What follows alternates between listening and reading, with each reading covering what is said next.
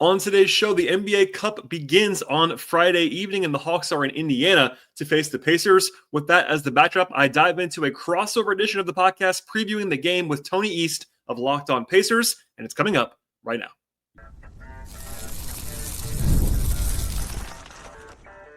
You are Locked On Hawks, your daily Atlanta Hawks podcast, part of the Locked On Podcast Network. Your team every day. Hello, friends. Welcome to episode 2090 of the Locked On Hawks podcast. I am your host, Brad Rowland, and I'll be joined momentarily by Tony East of Locked On Pacers. I just want to give you a PSA. I'm recording this late night on Thursday, waited as long as humanly possible, but the Hawks have not announced an update, and no one else has broken an update either, including myself, about Trae Young. At this point, Trae is going to be out for the game on Friday. That's not a surprise at all, but as of this recording, we don't have the next steps as far as timelines, specifics, any of that stuff on Trae Young's knee injury. So when I have it, I will get it to you via whatever platform you follow me on. But our next podcast hopefully will be sometime on Friday. In the meantime, I just want to say that out loud. At this time, late night, midnight Eastern time or so on Thursday evening into Friday, nothing new on Trae Young. And here we go with myself and Tony East previewing the NBA Cup opener between the Hawks and the Pacers. What's up, everybody? Happy Friday. Welcome to Locked On Pacers and Locked On Hawks, because we're crossing it over today because the NBA Cup is here already. Somehow the Pacers home opener was 8 days ago, and now the Cup has already started. I think that's a little too early, and that's the only bad thing I'm going to say about the Cup today. That's not true. I have one other thing.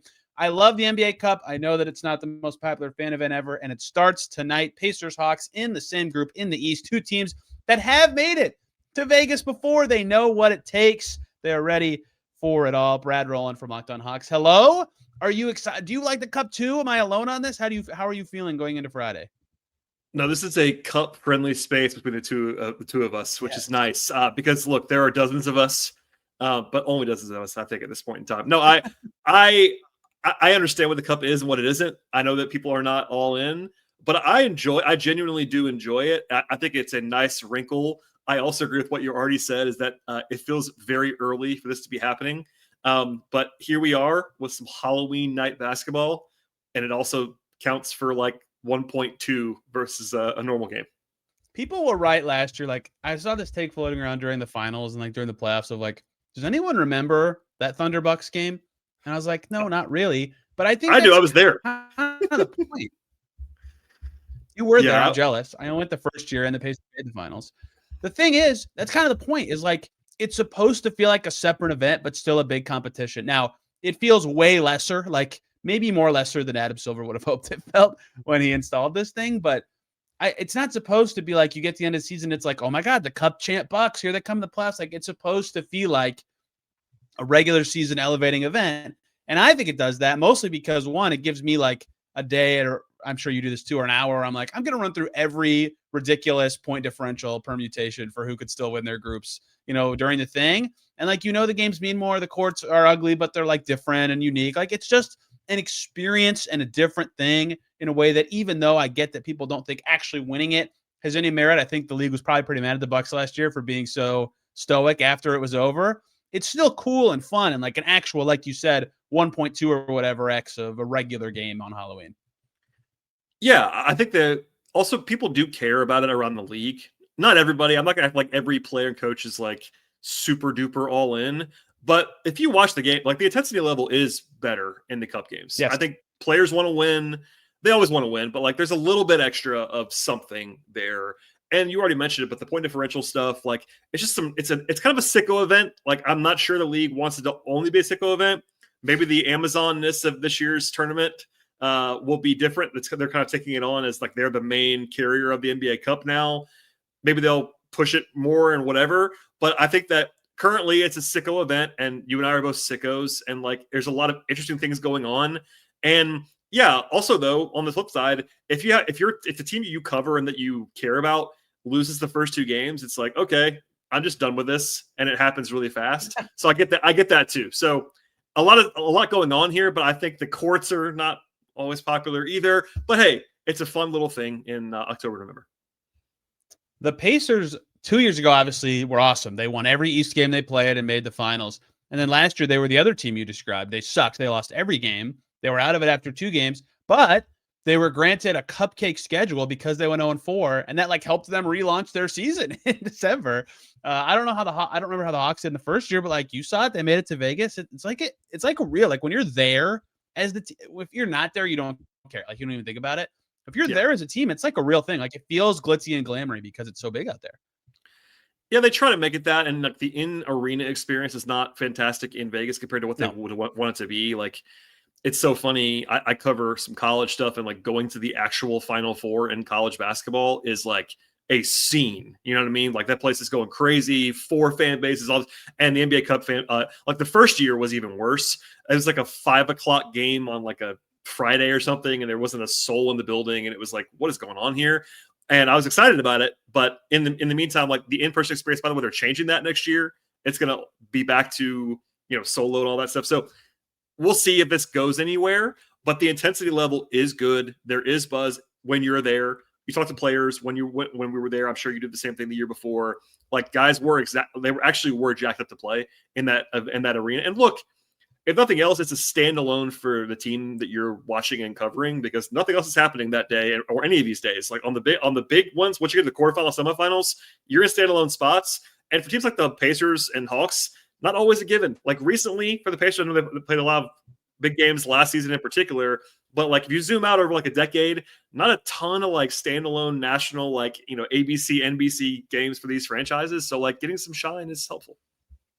Yeah, that was big for the Pacers, and we're like totally off topic for Pacers Hawks, but for them, it was for most of their players, it was like the biggest NBA game they'd ever played when they were like playing in Vegas and on national TV. Like the Pacers had 1 national TV game that first year, and then they got added 2 more because they went to Vegas. Like I don't know how much that actually gave them real big game experience, but like it really mattered for them. And their Vegas experience was different than the Hawks because the Lakers made it that year, and that is the closest city to Vegas in the NBA, I think. Yes. I have to double check a Phoenix geography lesson there. So those fans could actually make it. And so the first game, which was, like you said, Pacers Bucks at 5, it was not a good crowd experience, right? But once the Lakers were playing, it felt normal. But last year there was no LA anything. So it was just like it's cool and people go, but it's not like it's either the diehard fans or they don't care about either team. And that's something that's kind of odd about it. Yep, and they're trying to address that now for the future. So, long story long, I guess. It's like I have juice for it, and I think maybe eventually they might grow it. If they don't grow it to something bigger than it has been recently, like at some point they might give up on it. Like if for 5 more years from now, and there's like no growth in the NBA Cup, they may not care about it anymore and pull the plug. But it's still early. I think there was some unrealistic expectations of like what it was going to be immediately when they just kind of let's just be honest, Tony. This came out of nothing. They just created it out of nothing. There was the soccer comparisons, all those things, but like there's no history of the NBA Cup. Like they kind of made the Lakers hang a banner the first year against their will almost. Like I get the league's pushing it, but for me, it's just fun. And if it gets to be serious, that'd be awesome because you and I like basketball and important basketball and basketball that's played at a high level. If you somehow have no idea on the format, you play 4 group stage games against the teams in your group. The winner of the 3 groups in each conference, plus the best second place finisher, whether that's by record or point differential, it's usually both, become the 4 teams that make the quarterfinals. Those games are hosted in site, and then the semifinals and finals this year will be in Vegas. I have one complaint about the Cup, Brad. I've had this complaint since they started it. I think you and I have talked about this. If only there were already groups of 5 that the NBA had that they could use for this, that were like regional rivalries already. Why? I know why. They don't use divisions because they want it to be even, because there's a cash prize and scheduling involved, and they don't want it to be really easy for some teams or easier for some team to make the money. Like, I get that, but wouldn't it help financially to have better regional rivalries? Why are the groups, not just the divisions? I hate it. It's my least favorite thing about this event that I like. I was unaware of this take that you have, but I think you're on the right track. Like, I get maybe why they don't want to do it because they want it to be different. And like, you already play your division 4 times. Like, I kind of get maybe why they wouldn't want to do it. But the fact that it's just like totally thrown together, it would make more sense to me if they just did this. Even if they wanted to do new groups for the NBA Cup from the beginning, just leave them the same every year. Maybe there would be some sort of buildup. Yeah. You know what I mean? Like right now, I get why you're right. They want to make it even, but it's like this pot system and there's win-loss. It's very, even for sickos like us, like I can't explain to you right now how they draw the groups. I know it's designed to be even. It's like about what you did last year, but also stuff changes, man. Like guys get hurt, players, teams overhaul themselves, and suddenly you're in a group that is still unbalanced anyway. So while that's the goal and it does make sense, some logic would be useful to me. I mean, why does it have to be East and West? Yeah, that's a great point too. Like if you're not going to use divisions, you don't need to have it be East and West. Like I understand the travel's a little bit easier, but like not that much easier. Like I mean, it's one of those things where, yeah, I'm sure Atlanta doesn't want to go to Portland randomly on a one-off, and that's probably why that's like that. But you could still build the schedule. They still have to build the schedule around it anyway. You could just build West Coast trips in when you're going to the West Coast. Like there's ways to do it where like it's not so both random and also not exciting. Like if it was random and also teams you didn't play all the time, it might be more fun. Like if Hawks are in Hawks, Pacers, Blazers, Suns, whatever would be more interesting than like random assortment of Eastern Conference teams. So I'm with you. I think I like that. Let these fans see these teams even once every 5 years, a little bit more often. I'm sure there's some guy. There's no chance anyone who works in league office who makes the schedule listens to Locked On Pacers or Locked On Hawks, but they just heard you say, "Oh, easy to change the schedule." They're like, "Whoa, hold on." I know it's not easy, but listen, you're still building the schedule out for this anyway. Like this isn't easy. Nothing about schedule is easy. That's the biggest. No. That's definitely important to say. But why is it the way that? I mean, last year the Hawks and the Cavs were in the same group, and they played a regular game and a cup game on either side of Thanksgiving. Wednesday, they played a game that didn't count for the cup. Then there was Thanksgiving, and then they played on Black Friday in a cup game. Like, what? Like, and also, they both traveled on Thanksgiving. It was city to city. They didn't stay in the same place. They went from Cleveland to Atlanta or vice versa. I can't remember which one it was, but it was like, okay, so that schedule makes sense to you? Like, that travel schedule makes sense to somebody on Thanksgiving Day? They're like, you know what? Both teams are going to change cities together in one line on a holiday and play. And by the way, this game matters more than the other one. That makes sense. I'm sure. I'm sure Pacers and Hawks fans are riveted by our complaints and praises of the NBA Cup. Let's talk about the teams that are playing in this spooky Friday night game, Brad. Coming up right here on both Locked On Pacers and Locked On Hawks.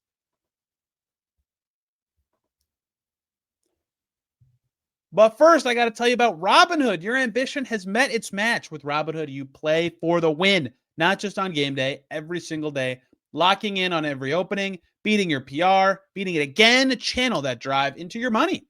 Robinhood puts you in control of your money, trade stocks and ETFs, options, futures, and crypto, all right on one platform.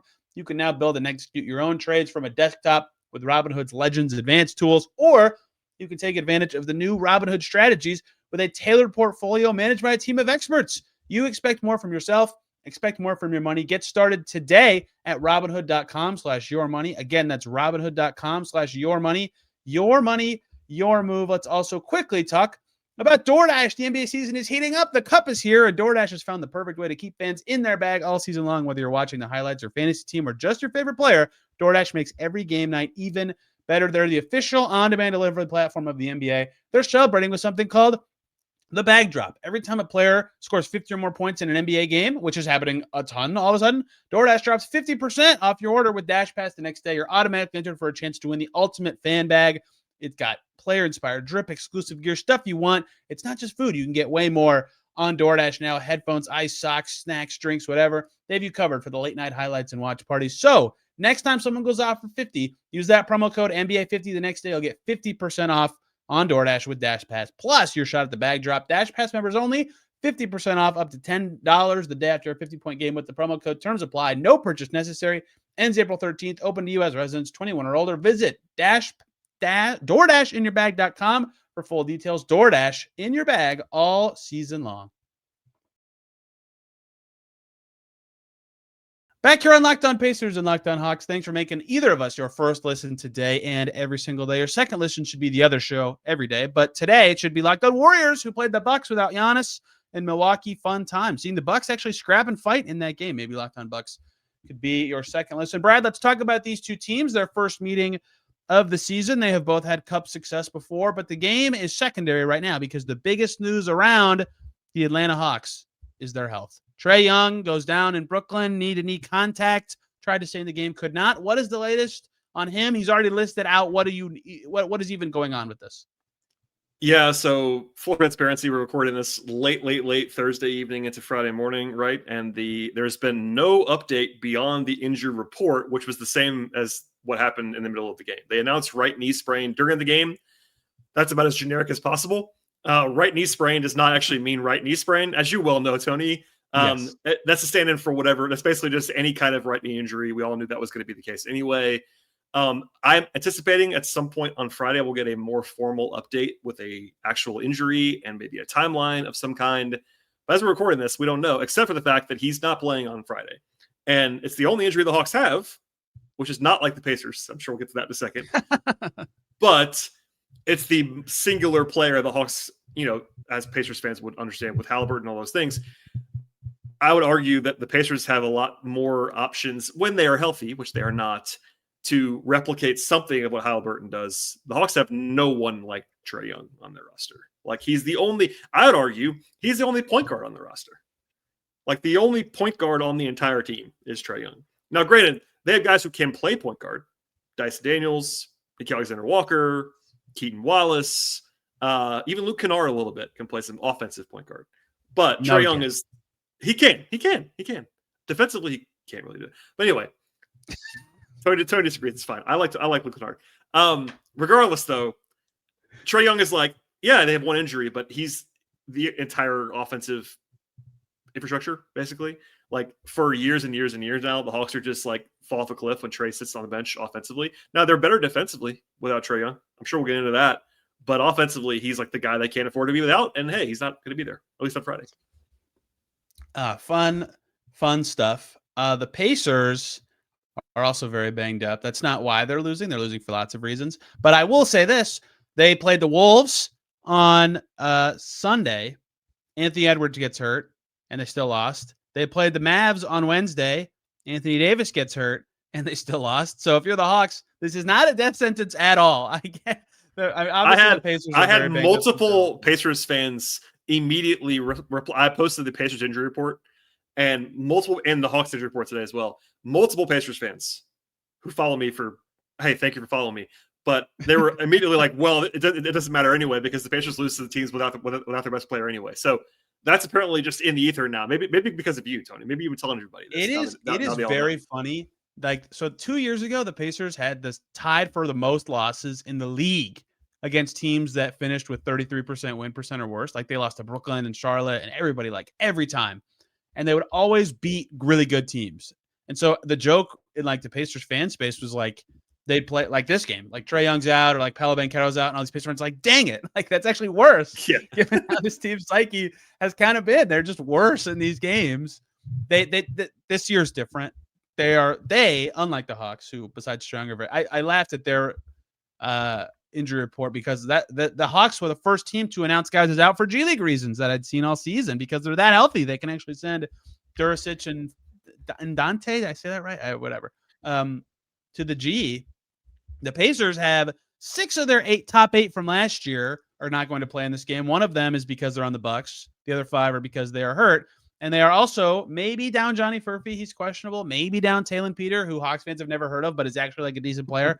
And some other guys. Like they're really banged up. Like their 10-man rotation they used in Dallas was the only 10 guys they had already. So obviously Halliburton's the face of it. They're playing different. They look different, but they are just like any points, anything that they can do to find success is a struggle right now. They can't make shots at all. So yes, Trae is out. I think that's the big health story coming into the game, but I think both these teams are going to be like, hey, can we find any solutions in our current reality to actually win this game? Yeah, I was trying to explain to people today that after I posted the injury report about the Pacers, even it was like they still have Siakam. He's really good. They have guys who can play, but this is not the Pacers roster wise. And like you got to be able to be prepared to play through some injuries in the NBA. That's not breaking news to anybody listening to this podcast, but there is a breaking point when you just mentioned 6 of the top 8 guys or whatever the number is. Like that's a different situation. Even the chances of Trae Young playing all 82 games were very, very low coming into the year. Now, we don't know how long he's going to be out as of this recording, but like him missing a game is like, they got to be prepared to do that, right? You can't prepare to be without 3/4 of rotation. Like you could kind of just try to plug the holes and have a good coach, and the Pacers do. But even scouting the Pacers, I'd imagine would be hard for the Hawks right now. Like there's some tape, like this same roster, or at least close to it, played in the game on Wednesday in Dallas. I think everyone that was out in that game, right? I think you can correct me. Maybe not Furphy and Peter, to your point. The but Wednesday the other guys game were already out. Was the Pacers' first game this season they played start to finish without somebody getting hurt mid-game. Hey, success. We're getting better. So same team. But yeah, I mean, there's the stuff that the Hawks have done really poorly. Like same thing. Like the Hawks fans were getting annoyed because they had their starting front court in its entirety missed a game in the first week of the season, and it was like, here we go again. But now it's only one guy.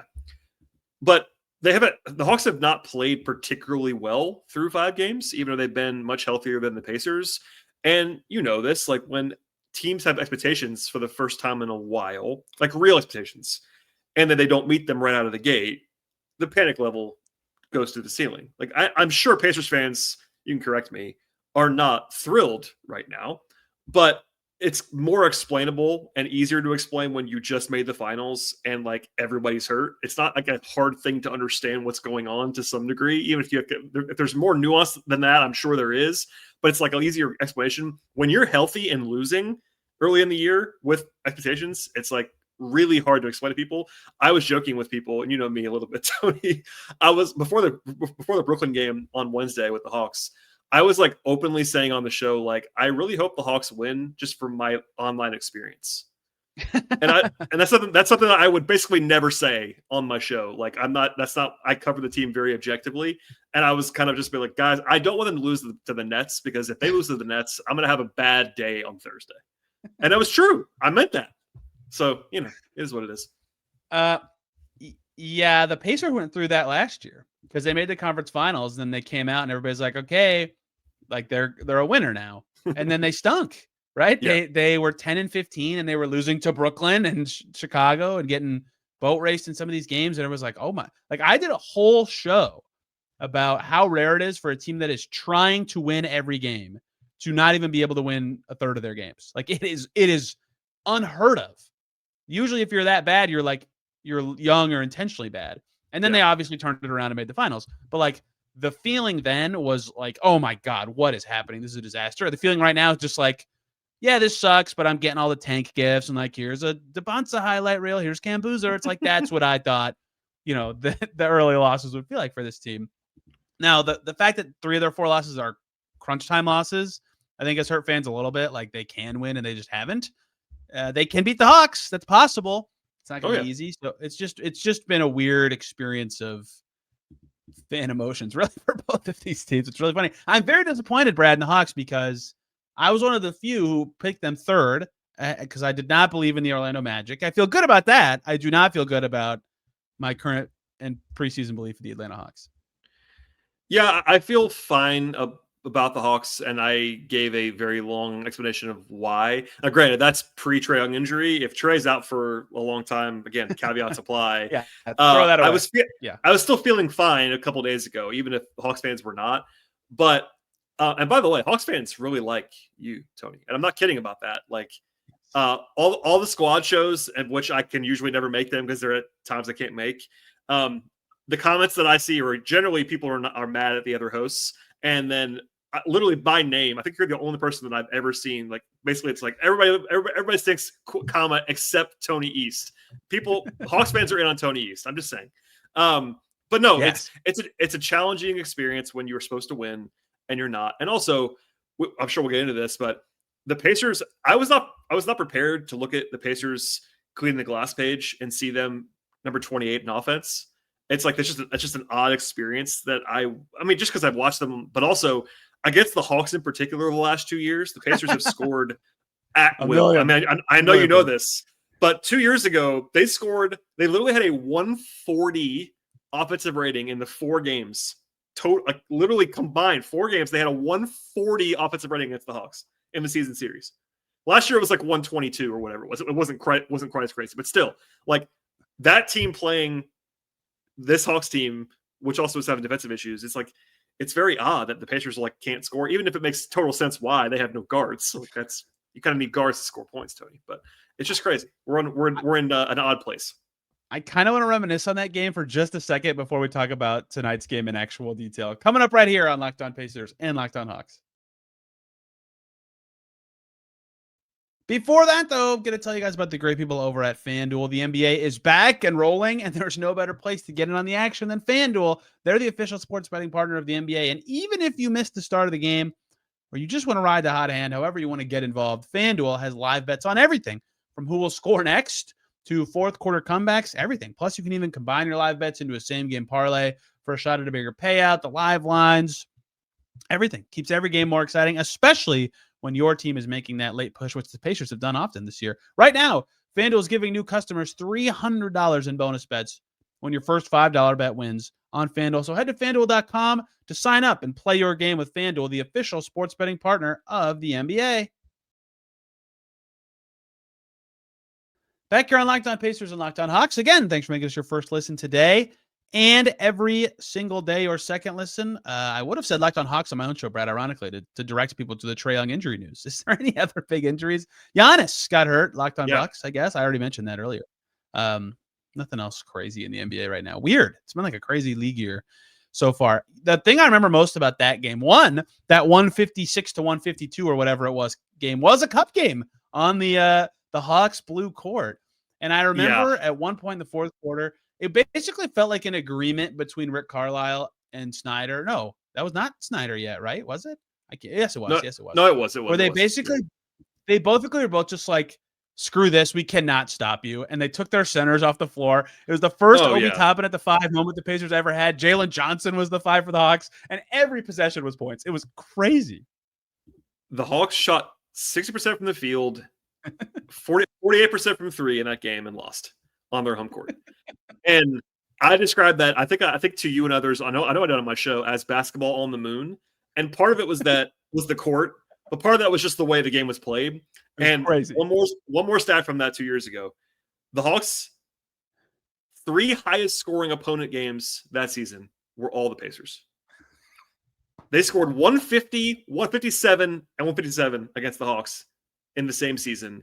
And 2 of those games were like 40-point blowouts. Now, granted, one of them was the last game of the year. It didn't matter because it was they weren't trying. But the other 2 games did matter. And last year, the Hawks managed to win 2 out of 3 against the Pacers, and it felt like Christmas after the way the year before went. So one of the 2 wins I was in Atlanta for, Pascal Siakam just forgot the score of the game. He sure did. He sure did.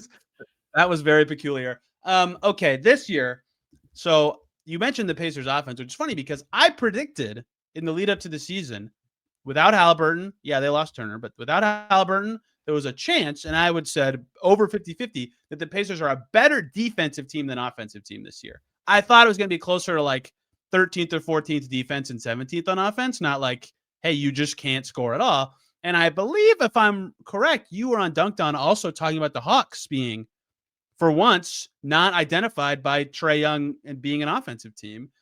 How do you feel like are the Hawks actually as threatening so far defensively as you thought? And like, I used the segue of that first Cup game that they played 2 years ago to say, is this actually going to somehow be a defensive Hawks-Pacers matchup?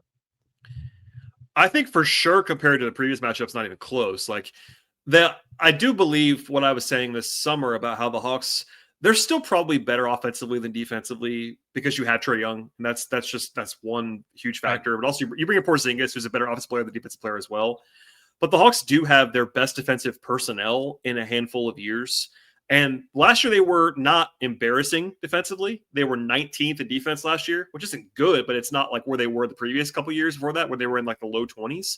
But they've had a bad start to the year defensively. A lot of that's been transition, which is usually an issue against Indiana, maybe a little bit less so with the current iteration.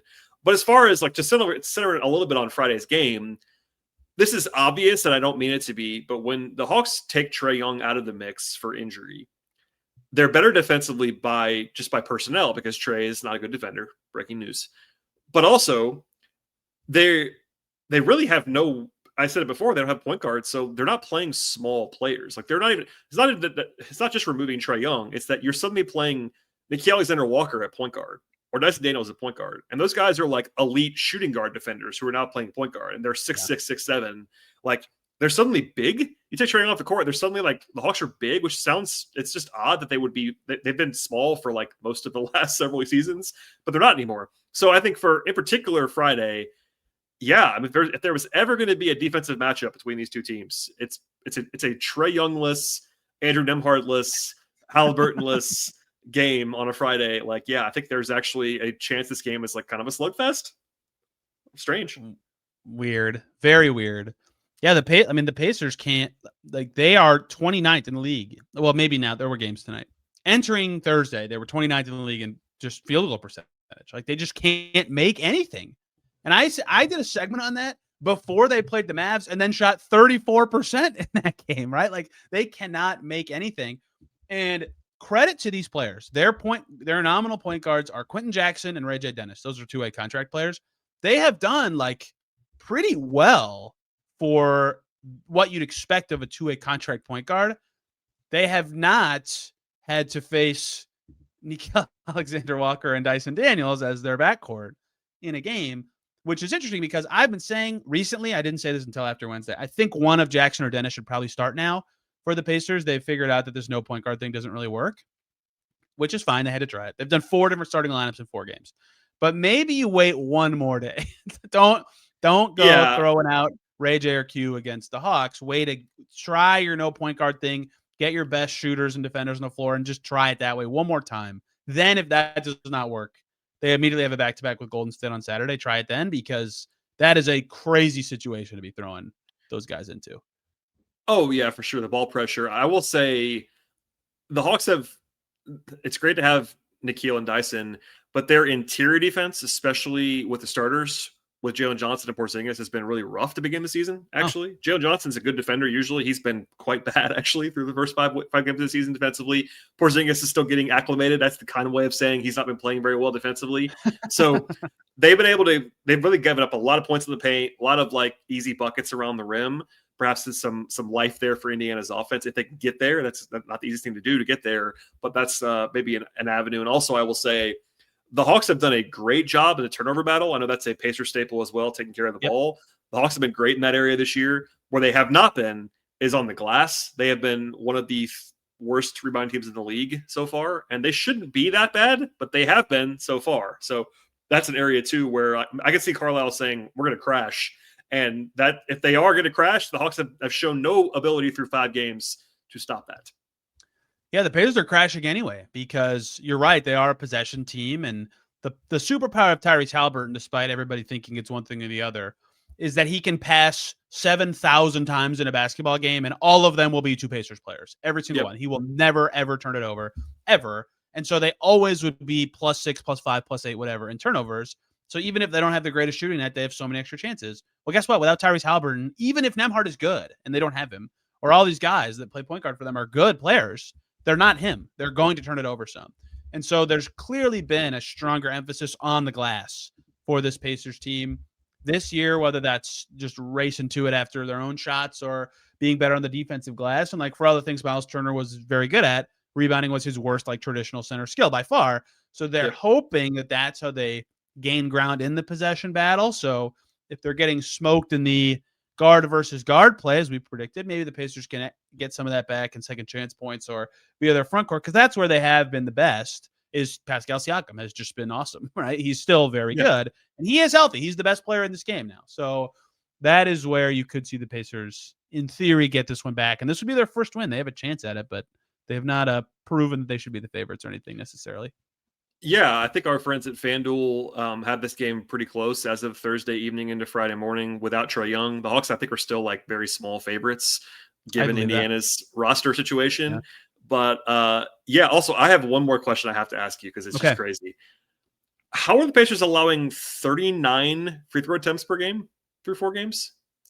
Like, is that just like a sequencing thing? Is it late game stuff, or is it like what's going on? They're dead last, and Anytime you see that very, very bright blue, I had to ask you, like, what's going on with the free throw prevention in Indiana right now? The very bright blue, for those who don't know, if you're a nerd and love basketball stats, that's a cleaning the glass reference. If I've ever heard it certainly was. My apologies for not explaining that better, but yes, it means you're dead last. Yeah, exactly. Yeah, that means you're last. Okay, so the per game number is not the greatest because they played opening night against OKC double overtime. So SGA double overtime. You know how many free throws that were taken between both teams in that game, Brad? 91. I did check that, and then I said, oh, they're still 30th in rate. So what's like? I mean, it's not as bad as the per game numbers, but it's not just that. So they have a lot. One, they have a lot of just like inexperienced players playing, like a lot in every game, right? Yeah. And like those players fall for shot fakes more, or are out of position by just a half step and have to foul more. That's been a lot of it. But even some of their more experienced defenders are like working their way into the system in a way that has not shown defensive success. Isaiah Jackson, back from injury, he got way better at this his last full season, and then has just completely reverted back to old habits of just like jumping off the ground the second a guy shot fakes, and then he has to foul him, or dumb screen foul. Jay Huff's fouled a lot, even though he's gotten some blocks. A lot of their young guards are fouling a lot. Like they just are. I don't even know how to describe it. It's just because usually fouling is a function of like your defense failing elsewhere. And so you have to foul, or you should foul to stop whatever instead. And that is most of it, is their defense hasn't been good enough and they've had to foul. But also some of it is what I said of just like young players being dumb on defense and making mistakes. They foul. You didn't ask me this. They just played the Mavs Wednesday. They were down 4 with like 90 seconds to go, and they fouled. And then the Mavs made 2 free throws. Then they hit a 3. They're down 3 with like a minute to go, and they fouled right away. Early shot clock. They were not intentional fouls. They were just stupid plays. Like, it's that. Why? Why are you fouling there? They lost that game by 2. Like it's been weird. Yeah, and maybe there'll be a lot of fouls in this game because the Hawks have been fouling more than they usually would too, and also they've been aggressive. They'll be probably more aggressive, trying to push tempo, push pace. Like that's something the Hawks are going to probably. I would be shocked if they don't do this without Trae Young. They know they can't score in the half court without Trae Young, just generally speaking, like efficiently. So what does that mean? That means try to score before you're in the half court. That means try to run more. Yeah. And that might sound counterintuitive when you're playing without a point guard, but the Hawks, again, understanding self-scouting, I would say, like don't slow the game down when you have no half-court creators. So might be a lot of fouls, maybe a lot of tempo. I don't know, man. This is actually a game that I am having a lot of trouble trying to project and predict what's going to happen. But it's a Pacers-Hawks game, I guess. Just an odd one. Well, that's hilarious because I was about to say my only prediction for this game is it's going to be weird. Like something about it is just going to feel weird and strange to everybody. And you know what's going to be the weirdest thing about it, Brad? The game is in Indianapolis, and Brad Rowland will be there, and I will not. In the craziest twist of fate possible. I could not believe that. I could not believe that. Can't believe it. I went to both Atlanta games last year, and Brad wasn't there. And then he comes to Indy, and I'm not there. If you're a Pacers listener, I will not be at either of their back-to-back games this weekend. I'm a groomsman in a wedding, so rehearsal dinner Friday, wedding Saturday. I'll miss both. I have missed Steph 2 years in a row now. Somehow, but Brad will be there. So if you want coverage of Pacers Hawks, you just listen to it. Come on down, Brad. You're there, Brad. For people on my feed who want to know more about you and what you do and where to find you, where can they do that? First of all, one of the nicest things someone's ever said to me was that I am the Tony east of Atlanta. So I'll take that all day long. I am the host of Locked On Hawks. I occasionally write, but mostly host of Locked On Hawks, and then I have a Patreon. It's patreon.com/@BTRowland. That's my Twitter handle as well. But Locked On Hawks, second listen, third listen, whichever one you want to have on the Pacers side of things, I'll take it. But that's where you can find me, Tony. For my folks that don't know your work, I know you're going to be again out of pocket this weekend. But if they want to follow you in the future for the other Pacers games or whatever else is going on, where can they find all of your stuff?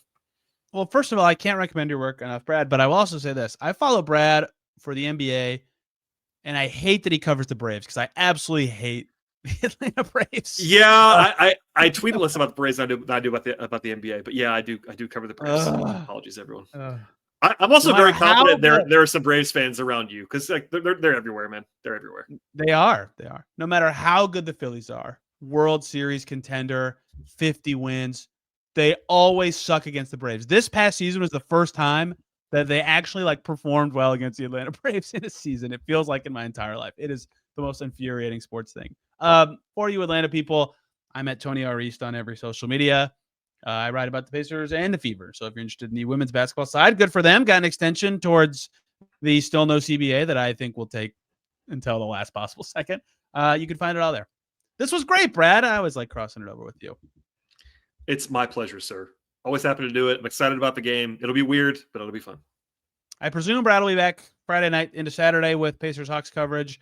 You 100%. will hear on the Locked On Pacers feed on Sunday, talking about both weekend games for the Pacers and already recorded with Locked On Bucks, the Miles Turner return game. What do I expect that to feel like? We talk a little bit about Miles. If he gets hurt between now and then, you'll never hear that. But anyway, thank you all so much for listening today. We'll both see you very soon.